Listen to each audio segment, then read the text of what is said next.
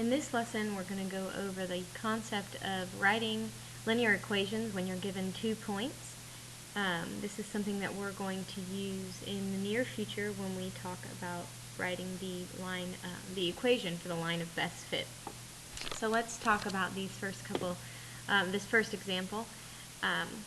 When you're given 2 points, you can either use point slope formula, which is y minus y1 equals m times x minus x1, where m is the slope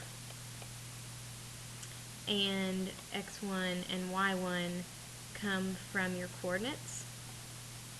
Or you can use y equals mx plus b,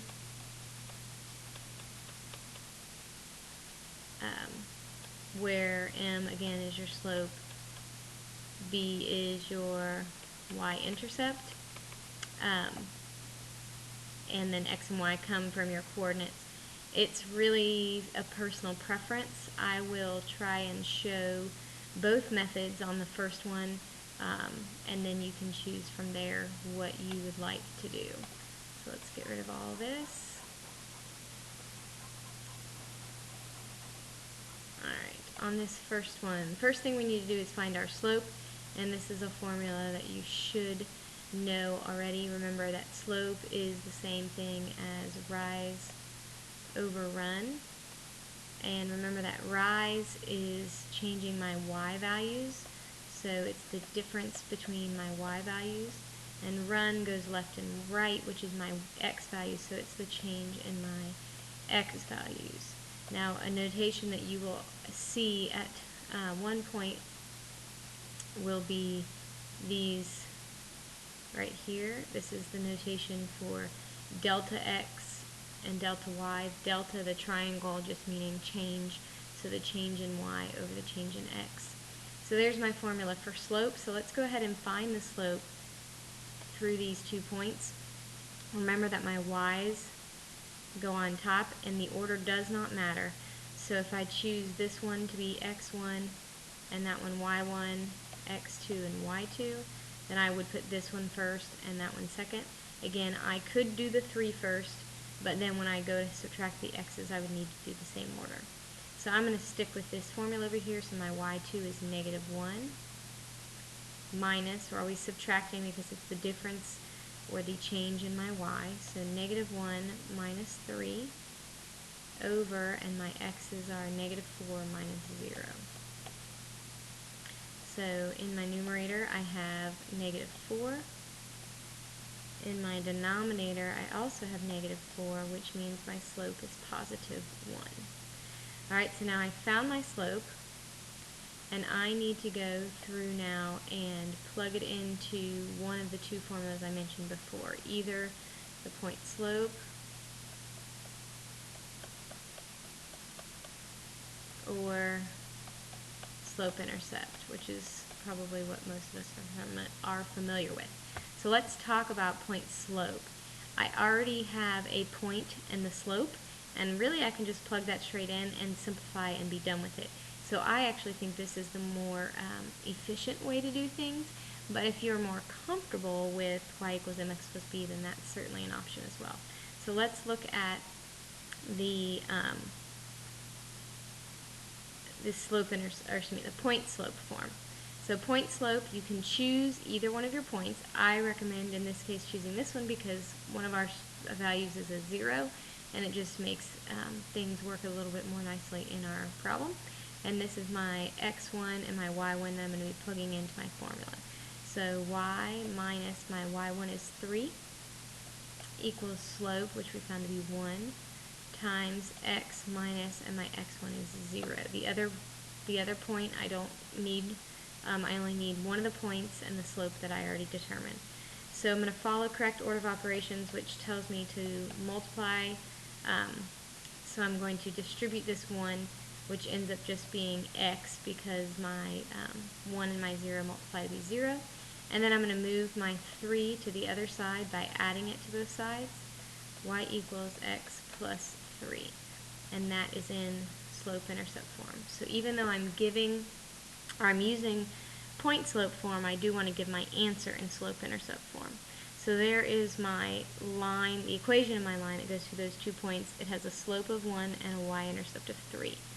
Now I could also use the slope-intercept form, and again, I don't think that this is as efficient, but some people just feel more comfortable using it, and so if that's you, please do that.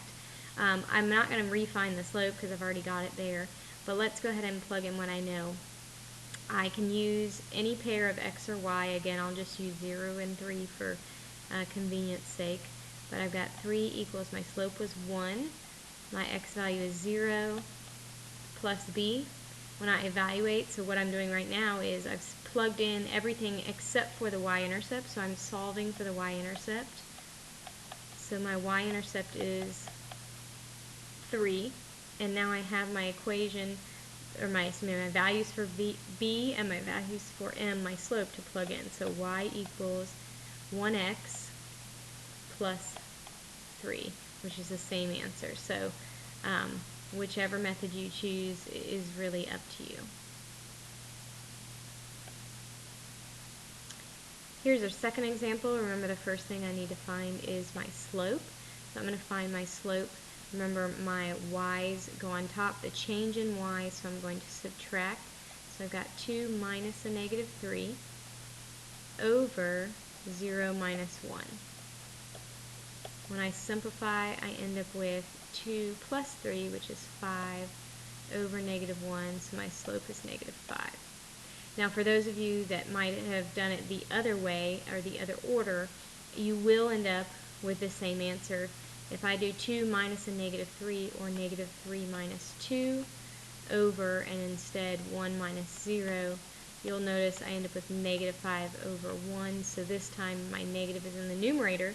However, my entire fraction is still just negative 5.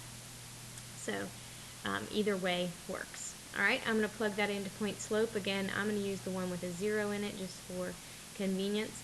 So I've got y minus y1, which is 2, equals slope times x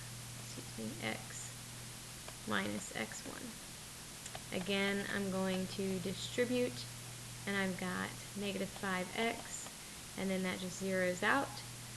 Add 2 to both sides in order to get my y isolated and put it into slope-intercept form.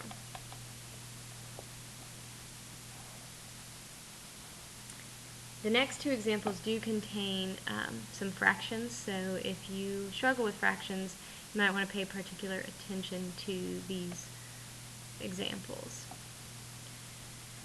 First example, I'm going to go ahead and, example 3, go ahead and find my slope. So slope, change in y over change in x. So my y's, I've got 2 minus a negative 5 in the numerator, negative 4 minus 0 in the denominator. So I end up with 7 over negative 4 for my slope. And then I'm going to put it into point slope, again using this one because it has a 0. So y minus y1 equals slope times x minus x1. End up, this becomes plus 5, distributing, end up with negative 7 over 4x. And that just becomes 0. So I'm going to subtract 5 from both sides, and I end up with negative 7 over 4x minus 5.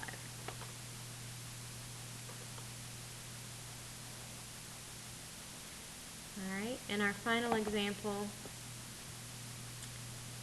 finding my slope, I have change in y over change in x, so 5 minus a negative 5 in the numerator, and negative 4 minus 5 in the denominator, so I end up with positive 10 in the numerator and negative 9 in the denominator.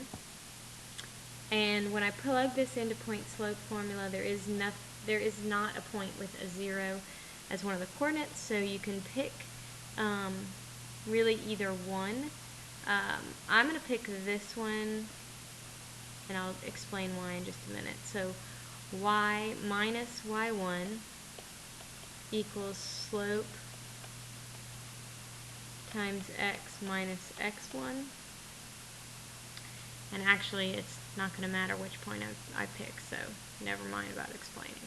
So I've got y plus 5 equals, now this time when I distribute, I am actually going to have a value there besides just the coefficient of x. So I've got negative 10 over 9x.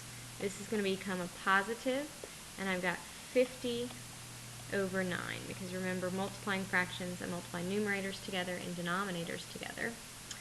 And then lastly, I've got to subtract 5 from both sides. So I've got y equals negative 10 over 9x. And then for this one, I'm going to have a common denominator. So let's go up here and find our common denominator. I've got 50 over 9 and then minus 5. And that 5 is over 1. So my common denominator in this case is going to be 9. So I'm going to multiply numerator and denominator by 9. So I've got 50 over 9 minus 45 over 9. When I subtract that, I get just positive 5 over 9. So my answer down over here is going to be plus 5 over 9.